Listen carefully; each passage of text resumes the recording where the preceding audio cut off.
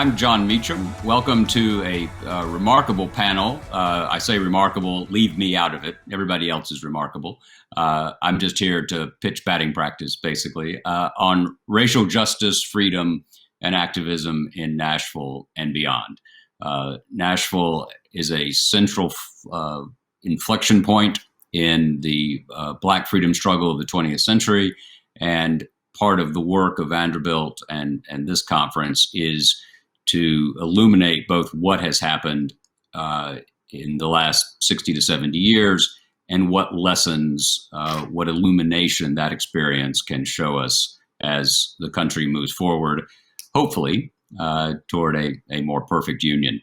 Want to introduce our three formidable interlocutors. The great Alice Randall. I actually hope that Randall checks the great Alice Randall, writer in residence at Vanderbilt, Renaissance woman of remarkable scope and skill, and influential and formative voice in the life of the nation. Dennis Dickerson, who has what I think of may be the greatest title ever, except for maybe First Lord of the Admiralty, the Reverend James Lawson Chair in History at Vanderbilt. And we'll talk about Dr. Lawson in a moment. And Dr. Bobby Lovett, longtime scholar, dean, academic leader in the nation, and also an incredibly important voice in Nashville itself. So thank you all for being here. I want to start with Alice and ask you a question, and then Dr. Lovett and Dr. Dickerson want to hear you all on this too. We're in a moment where the consciousness of the country is a bit more engaged, and I say a bit more on purpose, on the issues of liberty and equality under law. What echoes do you see today from the 1960s, and particularly given the activism that unfolded in our city? John, first of all, thank you for bringing us all together today. This is a tense and intense moment. That was a tense and intense time. In both eras, visible and vocal people believed radical, rapid change was possible, that the world as we knew it, America as we know it, was ending and a new world beginning. For some, this is a good thing, a long time coming. For others, that is imperiling. Change becomes this intensely contested opportunity threat. In the 60s, the civil rights movement, the anti-war movement, the counterculture movement, the Black Power movement, and the women's lib movement had very different agendas, but they shared an essential message. We are better than this, or we certainly should be better than this. In the current moment, Black Lives Matter, Sarah Name, Me Too movement, GLBTQ rights movements, BIPOC coalitions, Hispanic rights activists, immigration rights activists, and other progressives make what we might call a rhyming demand, that the moment for marking the American ideal for American reality has come. Progressives in both eras share a belief that the future must be better than the past. They share a passionate impatience to make the American dream an American reality for all. And as you said in your book, The Soul of America, which I love, imperfection is the rule, not the exception. And that is true now. Great. So, Dr. Dickerson, Alice used a compelling phrase there about an era of opportunity, but also of challenge. Do you see the same? African Americans have been in this territory, in this country, since the 17th century. And there's been a sad persistence and consistency of African Americans being assigned to the bottom rungs of American society. There have been periods of great success, but that success has also been joined by this sad consistency to which I referred. We've moved from slavery to segregation to the civil rights movement to its gains and successes. But now we're in an era where there is significant and palpable retrenchment. It's a reminder that no matter how great have been the successes, the great heroism of civil rights and freedom fighters in our history, there are patterns and there are systems of oppression which seem to be impervious to these successes. It calls upon us to be engaged in constant struggle, constant vigilance, and responding to a constant call of challenge to these systems that have, since the late 17th century, kept African Americans in a subordinate position within American society. Dr. Lovett, one of the key phrases there was significant and palpable retrenchment. Do you agree? For today, that would be true.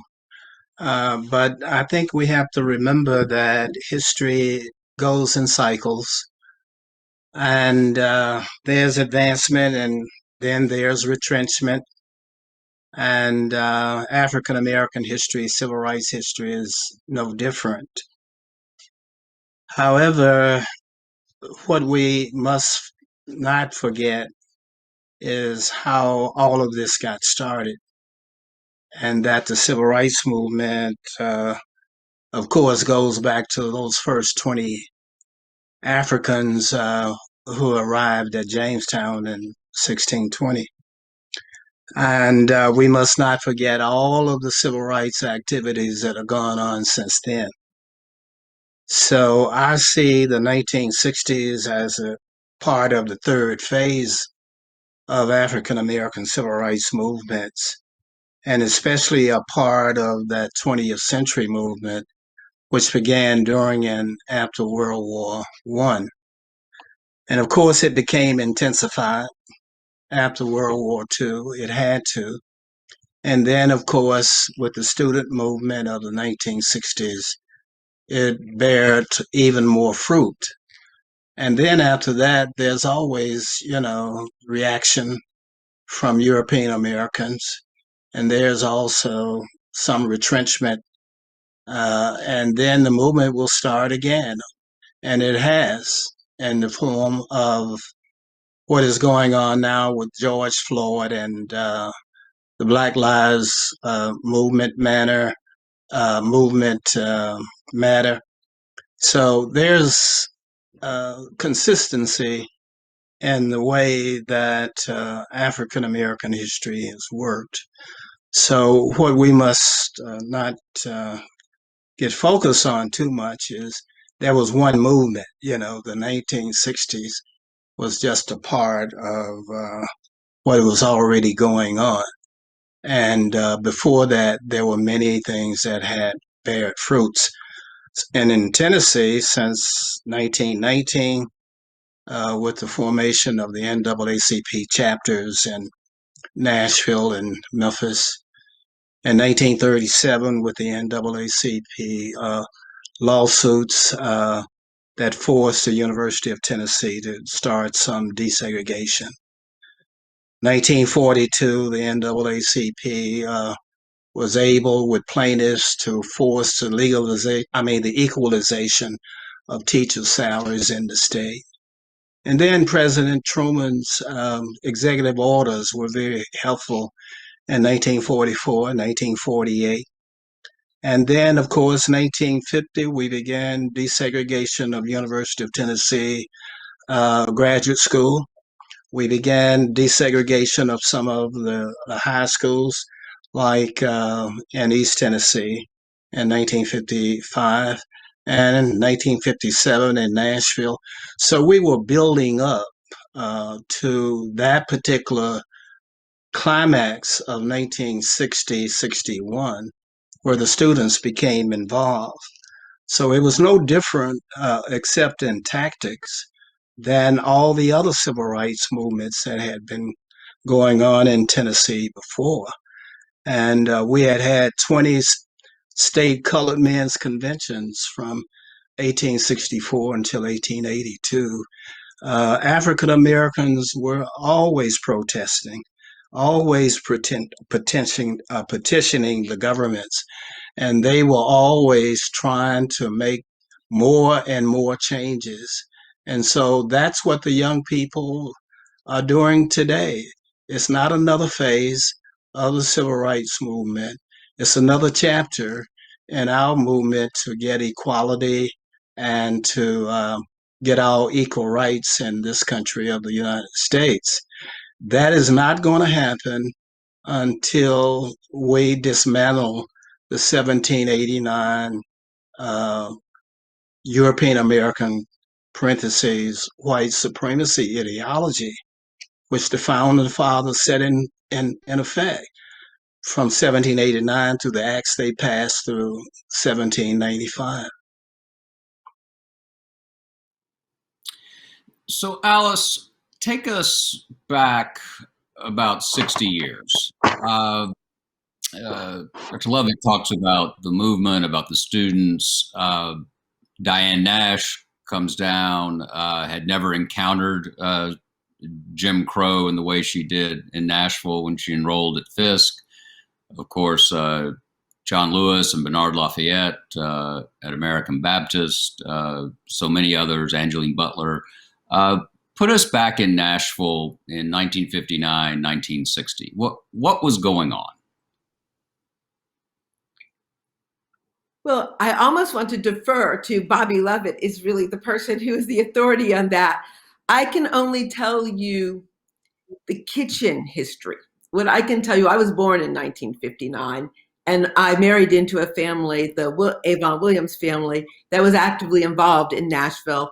Diane Nash came into their home. So what was happening in 1960 was an increasing demand for change. They had gone to the law. We've had Brown versus Brown. There's an increasing impatience. There's an increasing desire to make this American dream an American reality. And I want to actually personalize that and speak to something Bobby said about Diane Nash. And I'm not speaking to her directly.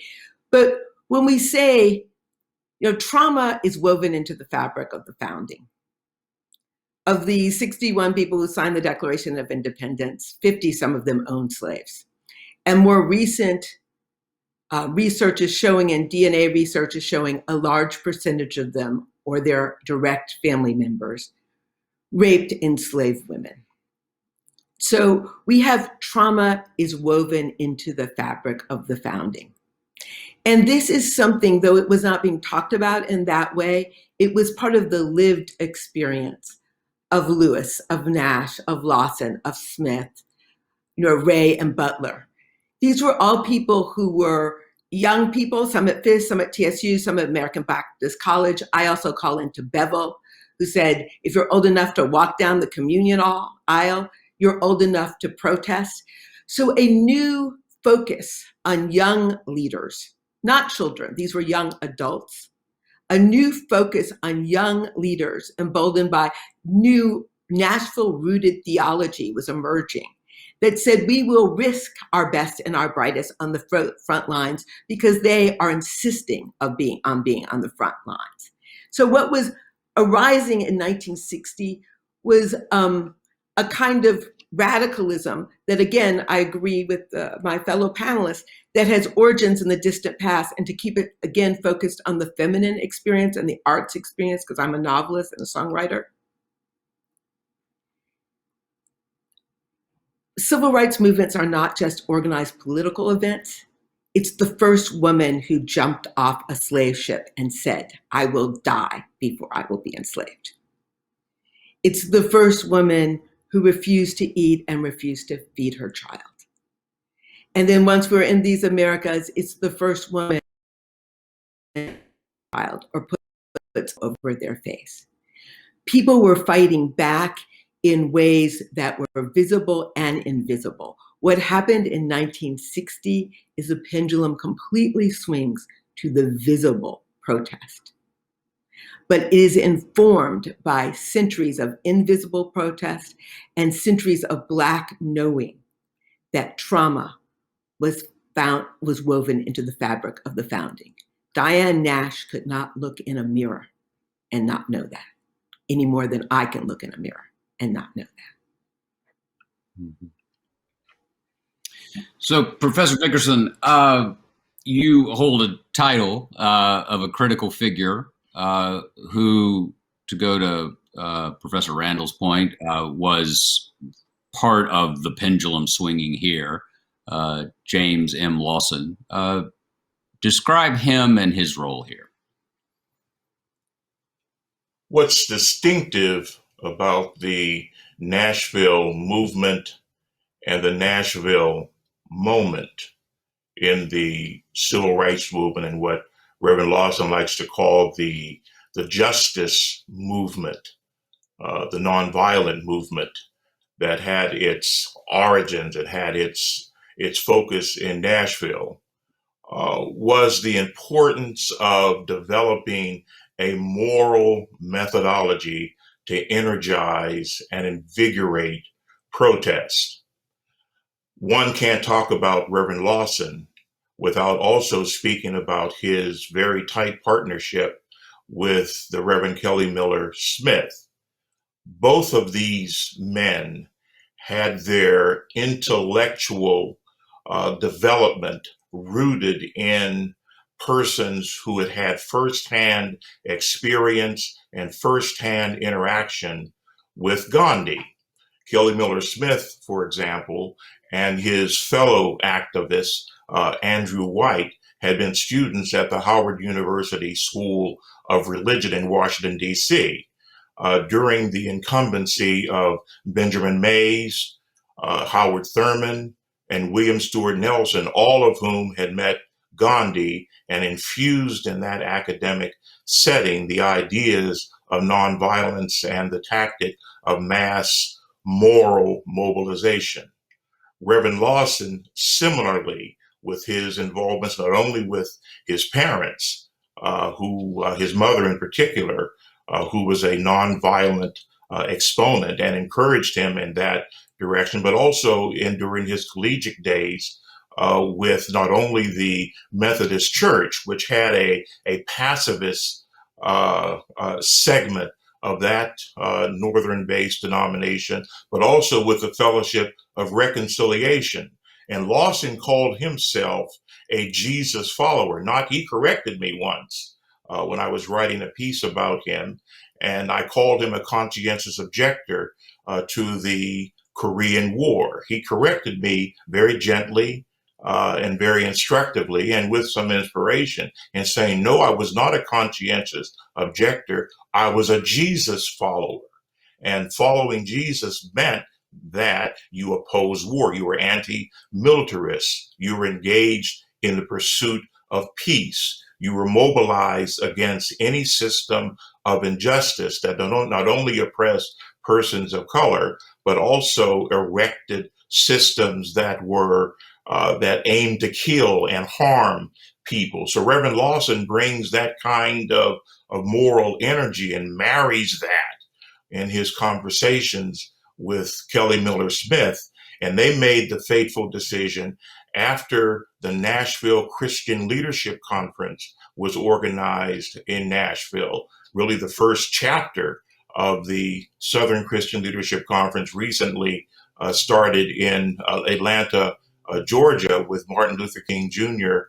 as the first head, decided that the best way to energize the Nashville movement and to infuse in it this kind of moral energy derived from these Gandhian origins, to bring in students from the four institutions of higher learning in Nashville: Meharry Medical College, Tennessee A&I, Fisk University, and American Baptist College, and connected that moral heritage derived from Gandhi with workshops for students to train them in the methodology, with the strategies, with the temperament, with the spiritual discipline that helped to energize the Nashville movement. I think we're discussing remarkable courage and the remarkable bravery of people who stood up against totalitarian white supremacist violence. I will also say it's remarkably courageous to have Jim Lawson edit a piece you wrote about Jim Lawson. That's like asking Moses, if you're okay with the 10 Commandments. So I think that's very impressive. Yes. That's terrifying, actually, the idea of it. So, Dr. Lovett, Dr. Dickerson says something really fascinating about Kelly Miller Smith. Obviously, the Black American church is a vital, if not the vital, part of this movement we're talking about. But you're a historian of the whole state, of the whole ethos. And one of the things we're dealing with now in 2021, which I find both tragic and fascinating, somewhat traumatic, to use Alice's good word, is the unwillingness of many white Christians to recognize the full implications of the gospel that they allegedly adhere to, or that they profess. And one of the things that, for instance, with John Lewis, whom I was privileged to write about and knew for about 30 years, I've never met anyone who closed the gap between profession and practice of Jesus following, which I love, than John Lewis did. Talk about, if you would, the tensions within the, broadly put, the church community, both Black and white. It's a complicated story, I think, because to go to Dr. Dickerson's point, one of the reasons Jim Lawson came to Nashville was because of the Fellowship of Reconciliation, which was an institution that was supported by many Northern white liberals, a lot of Presbyterians, Norman Thomas, who had come out of that tradition, Jane Addams. So put us back in the conflict between people of professed faith. And are there any lessons we can learn from that? Well, I agree with Alice and Dennis on their versions of the movement. And certainly I agree about the comments about Reverend Dr. Lawson. I met him at a civil rights symposium at University of Tennessee in West Martin, Tennessee. And of course, like Dennis, I was completely awed that to even ask him a question, because I consider him one of the greatest intellectuals of the civil rights movement. And he has insight, intellectually speaking, and that most of us don't have about civil rights and about Christianity. But there is a divide, and there always has been a divide in American history between what Christians have as principles, what they believe or say they believe, and what they practice. And in American history, as you know, the Southern churches have had their own version of Christianity, and that is why they split from the national organizations, the Methodists in 1861, the Baptists and the Methodists and the Baptists in 1845, the Presbyterians in 1861. And as you know, today, there is a controversy going on among the churches regarding civil rights issues and racial issues. So there is a difficulty for historians to bring a conclusive interpretation to this because it has to say some hard things about people in the country who pretend they are Christians. And in history, morality doesn't have uh, any variations. You know, it's the same from century to century, and it's the same today. So it is a problem, and I think they recognize when I say they, the Methodist Church, the Episcopal Church, the Catholic Church, the Baptists especially, and all the other churches recognize Western Christianity has a problem of not coming clean about the past and not owning up to what is going on in the present. That's a terrific point. One of the things I've been thinking about, given what has come through in the last 5 years in the broader political universe, is it's very hard to heal a wound that you ignore. And Correct. one of the, right? So you can't, and there's something very American about moving on, right? Everybody wants to be Huck Finn and light out for the territories. The problem is if you do that, you leave a situation that requires redemption. Alice? Well, I've said reckoning comes before reconciliation. But I love Huck Finn, but I was thinking, and of course, Jim Lawson is literally one of my favorite theologians, but there is another one I have to go back with who needs to be called into this moment. And that is Jonathan Edwards. The Jeremiad has long traditions in American thought and intellectual history.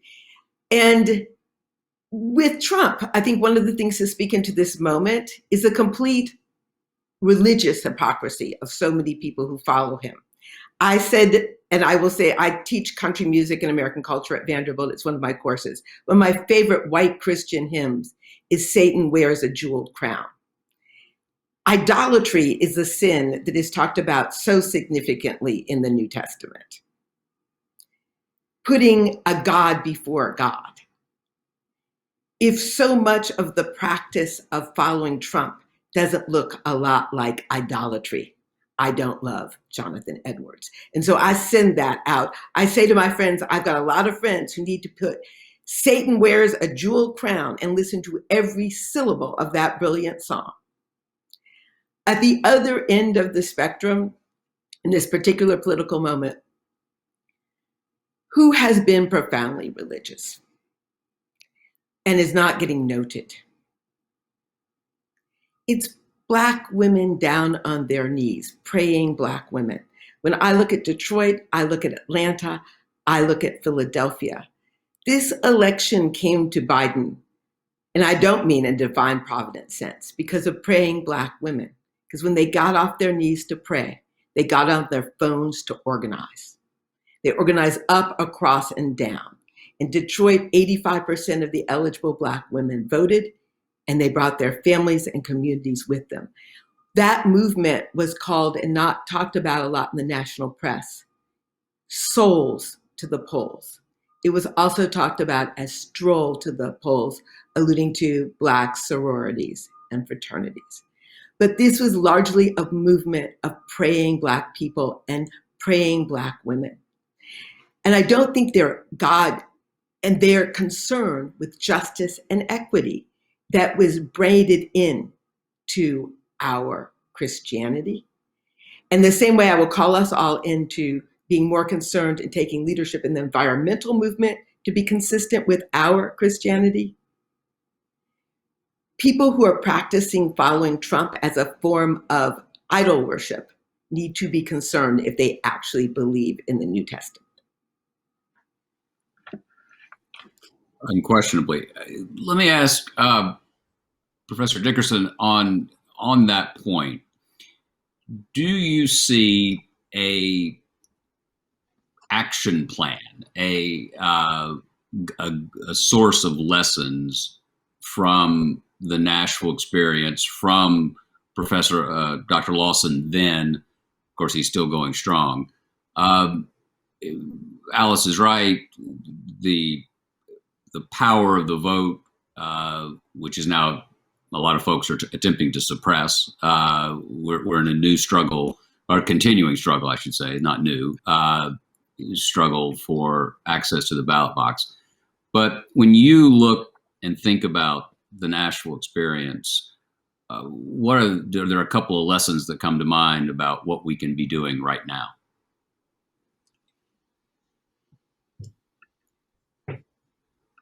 I referred earlier to the heritage, the recent heritage of discourse about moral methodology and how it was infused in the Nashville movement. I referred to Reverend Lawson and Kelly Miller Smith and this Gandhian background.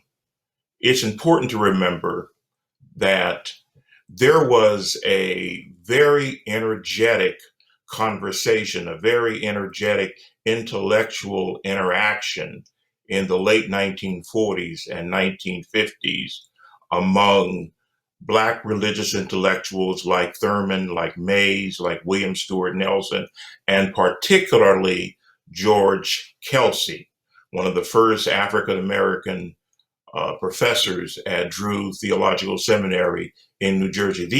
These persons were all friends, and they talked and exchanged ideas.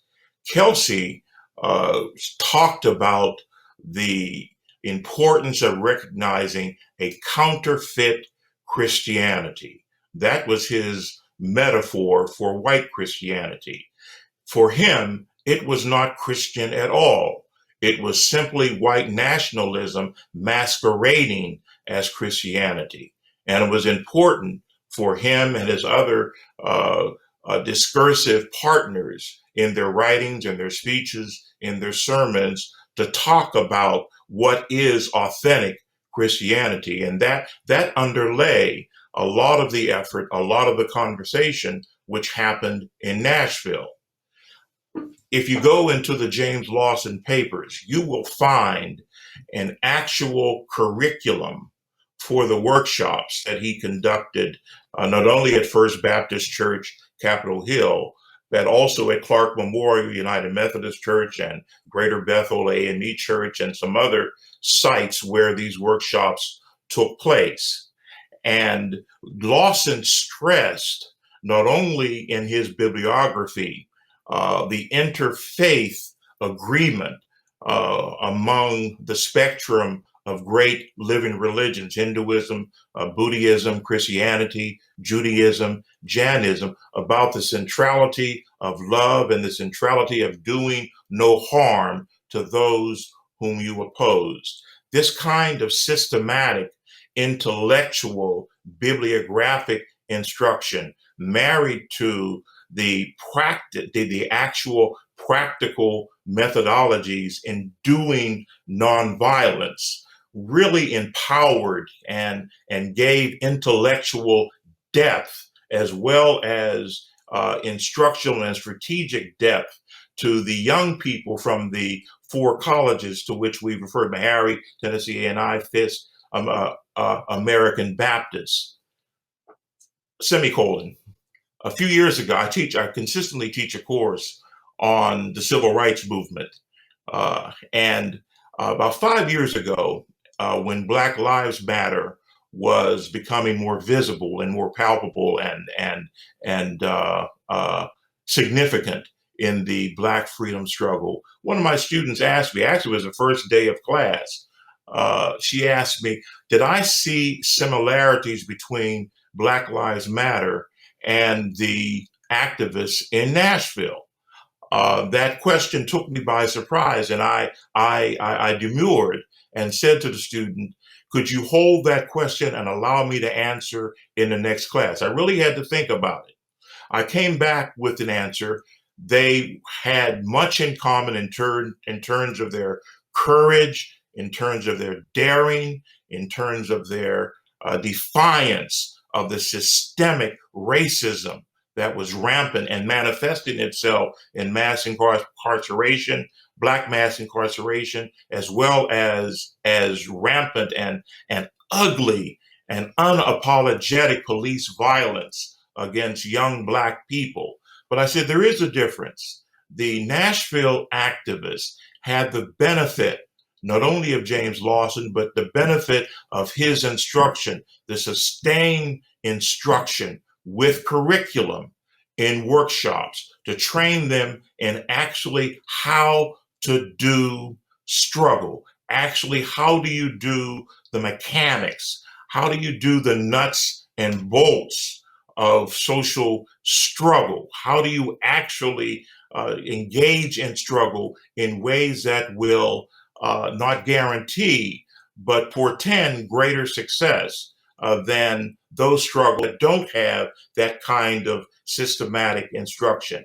I said that, and I stand by that even now, that all of the movements that we laud and herald in our contemporary scene, all of them would benefit from this kind of instruction, this kind of bibliography, this kind of curriculum. The rise of a counterpart or a successor to a James Lawson, to a Kelly Miller Smith, to a Diane Nash, so that these important initiatives, these important displays of courage and daring might also have greater success in terms of knowing more about how to do struggle. So is there anyone who could play that role? It's an interesting point, because in a way, it's an argument, and obviously knock this down if I'm mischaracterizing in any way. It's an argument for a movement that does have a leadership structure in a way that is, and the Black freedom struggle is occasionally, and I think Alice would agree, has been rightly critiqued for patriarchal inclinations. Do you think that, let me put it this way, are the historical examples of successful social movements to bring about greater equality, do they share in common a consistent leadership class group? Ella Baker would disagree with that kind of characterization. The founding mother of SNCC, who believed that it was the role of activists to help develop and germinate among grassroots people the tools, the technical tools and techniques to become and emerge as leaders themselves. And I think that model is a desirable one, and one that SNCC itself deployed during the 1960s. But more directly to the question that you pose, there is a well-known history, not only in the civil rights movement, like what I just discussed with regard to the Nashville movement and the Lawson-led workshops, but there's also a long history of that kind of social movement instruction, that kind of social movement curriculum in the labor movement. As you know, all of you know, that during the 1920s and 1930s, the labor movement had any number of labor colleges. In fact, the Highlanders Folk School in Montego, Tennessee, comes out of that tradition where activists came not only to meet each other, also to exchange ideas, but where they gained instruction and learned how to do, not only intellectually, but also technically and mechanically, how to advance their movements.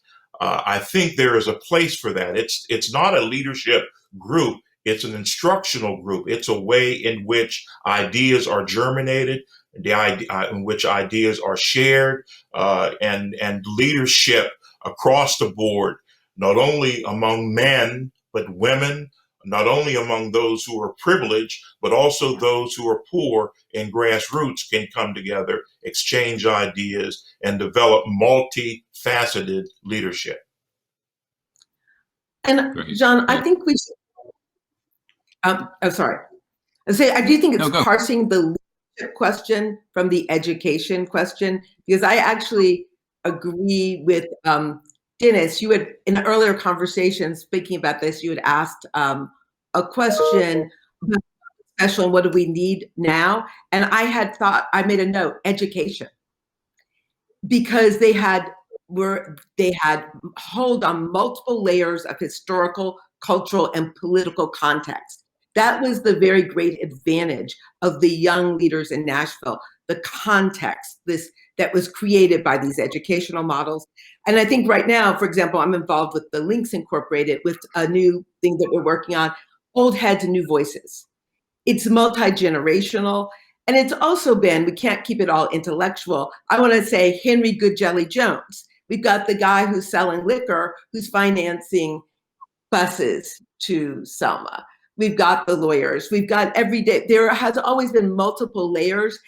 And that's something that was recognized in Nashville, but not in this story, that there has been, as I said, there may not have been the formal leadership structure of Black women, but there were Black women reaching into their purses to pay John Lewis's bail. They didn't get written into the formal history, but they were in the reality. And so I just want to note the difference between what is the reality and what is the story told. And then one of the things that was great about Nashville is the multi-generations of voices and the wide variety of people, particularly Black women, who went into their purses to bail out the protesters. No one asked who paid John Lewis's bail. And a lot of that is coming, individual people, it's coming out of the purses of individual Black women. So they're providing leadership. Some of them were domestic service servants, some of them were librarians. We need to tell their story, but they were part of the leadership. The point of telling the story as broadly and inclusively as possible is arguably, seems to me, among the most important things, if in fact we're going to move forward in the way that we need to do. And whether it's Ella Baker saying, give light and people will find the way. I think what the point you're making is it requires all sorts of people, all sorts of experiences to give that light. Absolutely. Is that right? I think so. Multiple. Yeah.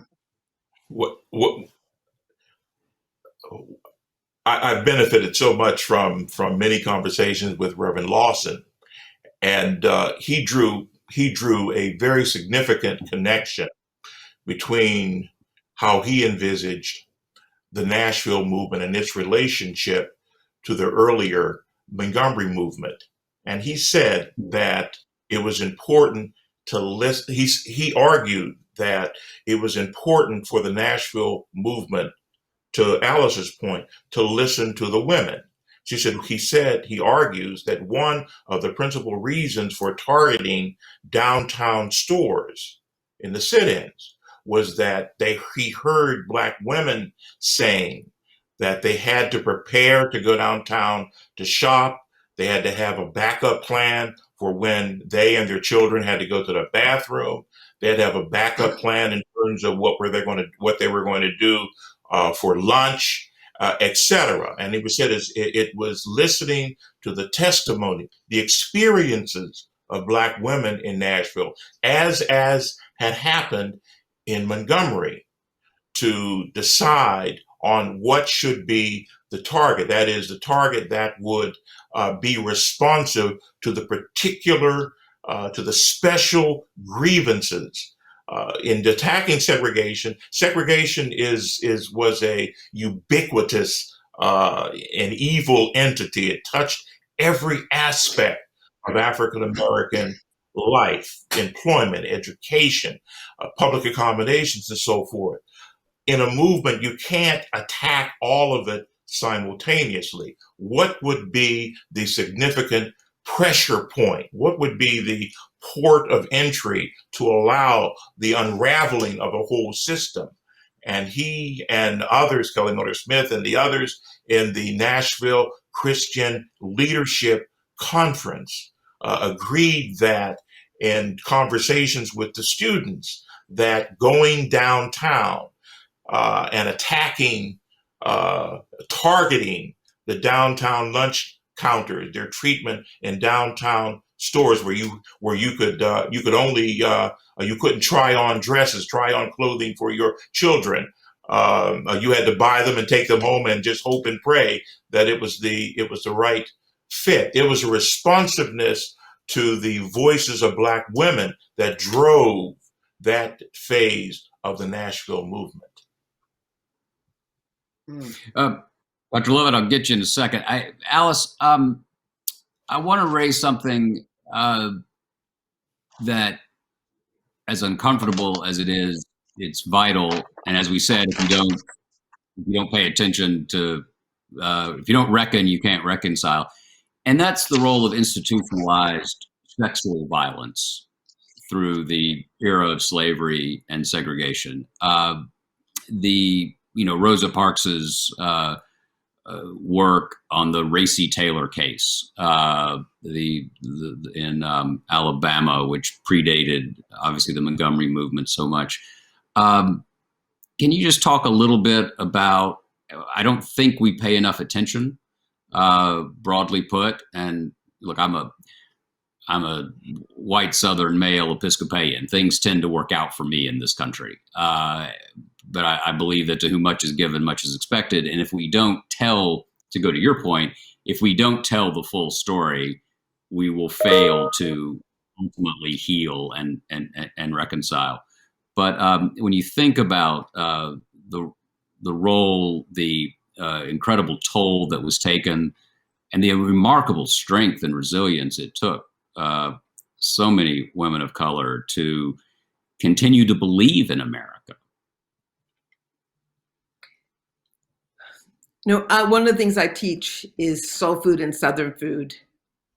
And so I've already mentioned that I think that sexual trauma is woven into the fabric of the founding with we can look at the Thomas Jefferson, Sally Hemings descendants.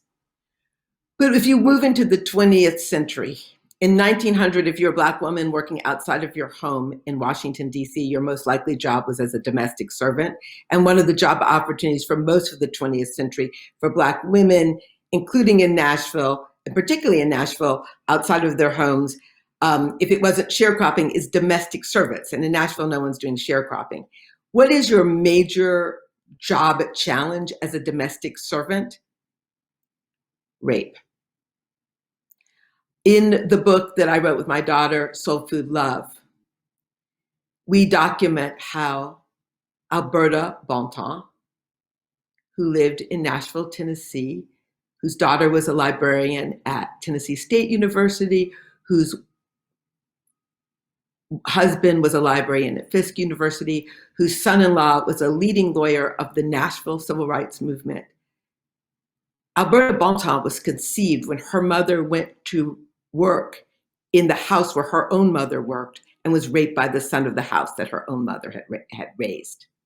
So this is not something that ended with slavery. It's something that continued way through the 20th century. It is something that has occurred in the national scene. I won't go call out names, but both those names who are assaulting domestic workers, nannies to this day. So this is an ongoing challenge that Black women have experienced. And yet, one of the things, the 60s, we had the Summer of Love. And right now, there's emergence of interest in Black girl magic, Black boy joy, and the truth that I call out, joy is radical. Rape is not a sexual crime, it's a violent crime. It's an attack on the being, it's an attack on the spirit. Joy is radical and Black joy is more radical. Based on Bessie Smith, she called the Nashville women blues, the Nashville women, the way they strut, it ain't no bluff. Yes. Frederick Douglass said, I think, that there's no soil more conducive to growth for reform than American soil, but the fertilizer of that soil is intellectual honesty and forgiveness, and a capacity to actually converse as opposed to give speeches at each other. So, Dr. Lovett, as we sort of head toward the end here, Dr. Dickerson mentioned white nationalism. Talk,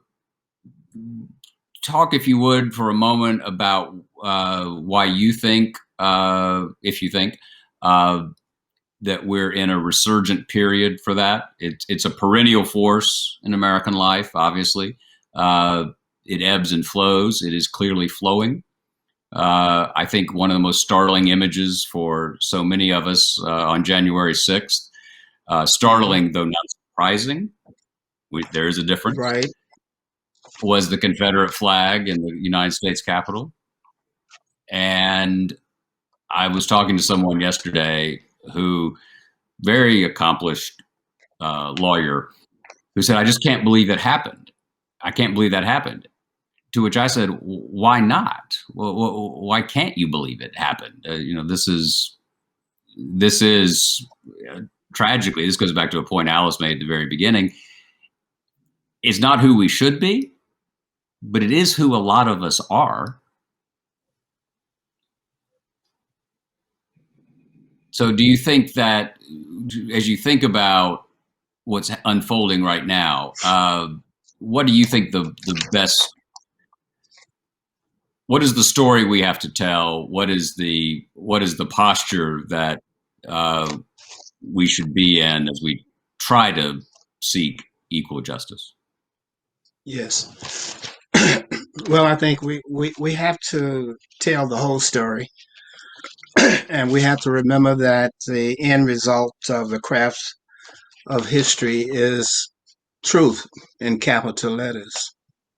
I agree with Alice and Dennis about two connecting links that are very important when we try to tell the story a little better, more correctly, and that is the side of women being a dominant force in the history of African Americans, and of course the Black church being very important to the movement in Nashville and across the state of Tennessee.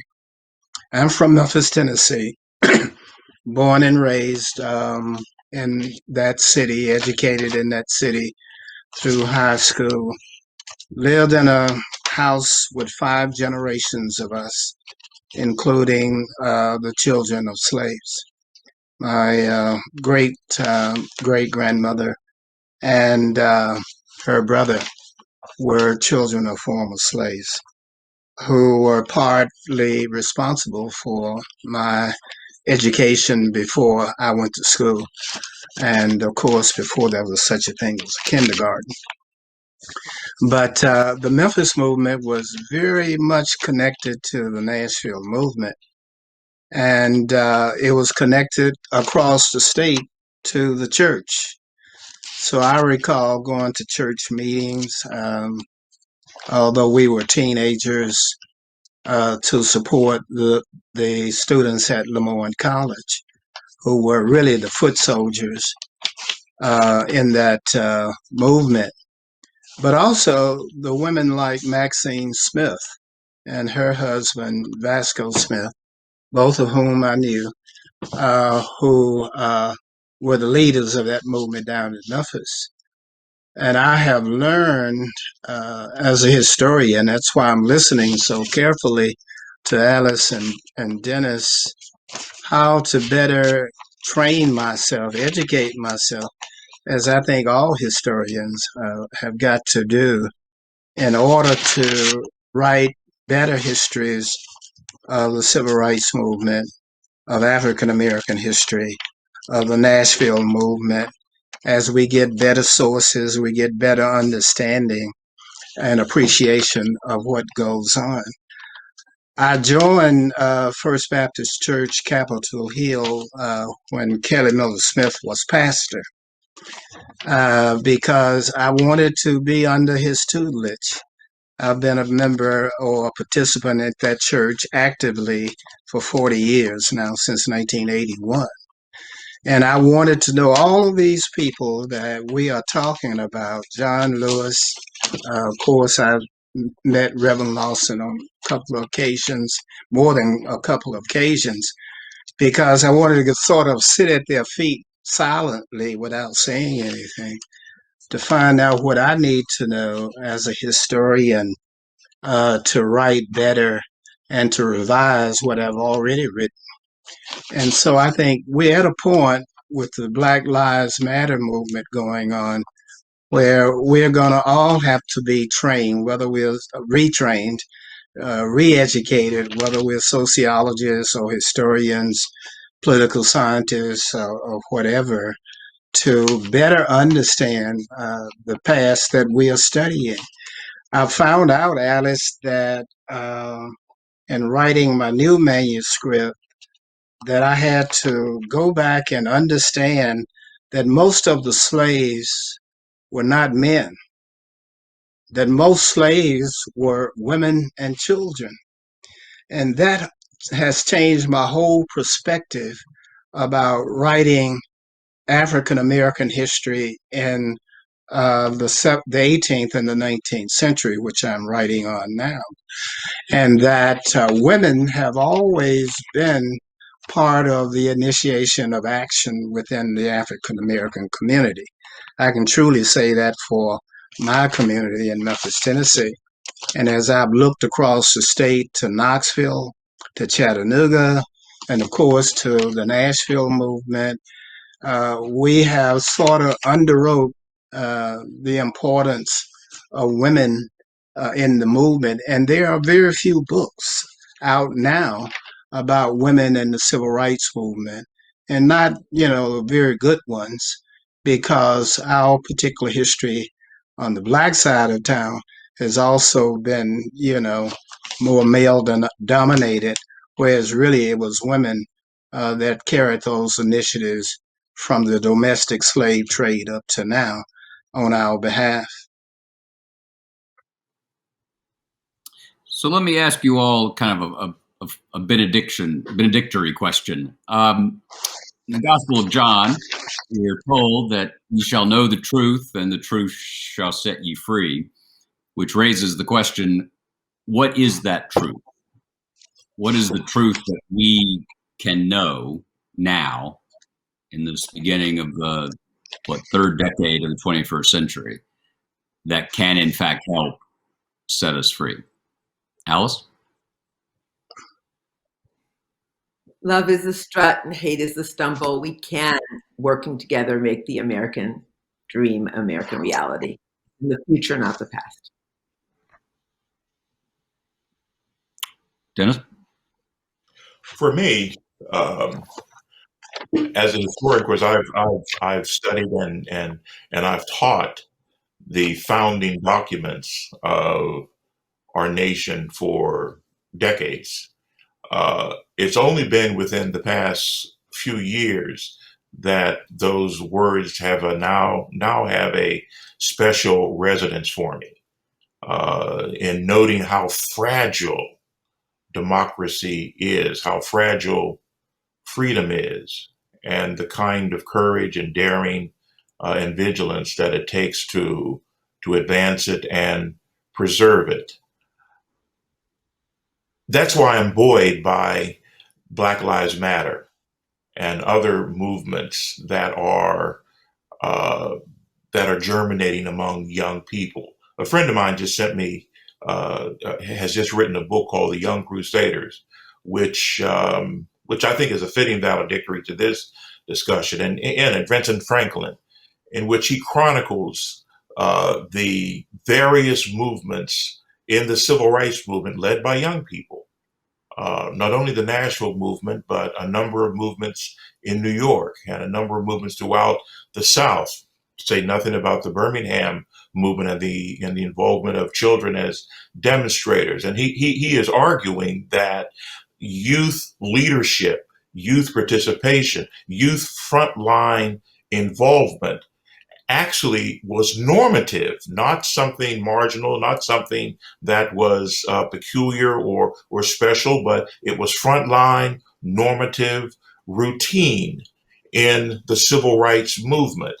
And that kind of continuity between that revelation, that historical revelation, that historical finding really connects with the current Black Lives Matter movement and demonstrates that we have an obligation, we have a role, a very important role to play as teachers on an elite campus in Nashville, Vanderbilt and Tennessee State and Fisk and Meharry and so forth, to make sure that our teaching, our pedagogy is pitched in such a way to remind our students that they have within their power a great deal of power to influence, to challenge, to advance the democratic experiment.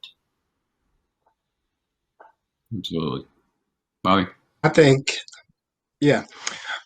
that we cannot get to the truth at this time, and we'll be forever trying to get to the absolute truth. But we can clean up the lies and the miscues of the past by revising history, rewriting history, and continue to rewrite that history as we get more and more facts, to get more and more evidence of what the truth really is. I like your book, John, the Pulitzer Prize winner. I'm sitting here looking at it on my shelf because it is a great rewrite of that history on Andrew Jackson, for example. But Bernard Lafayette said something that I carry around, great civil rights leader, and he said, America, we've got to wash it, and we got to wash it, and we got to wash it some more. You just got to keep washing it and cleaning it up and cleaning it up. And ultimately, we'll get closer to the truth, perhaps not in our generation, but we will set the stage for how to get to that truth. Well, I'm genuinely honored to have been with you all today. This is a remarkable conversation, remarkable lives that you all are leading, and a remarkable light that you're shedding. So thank you all very much.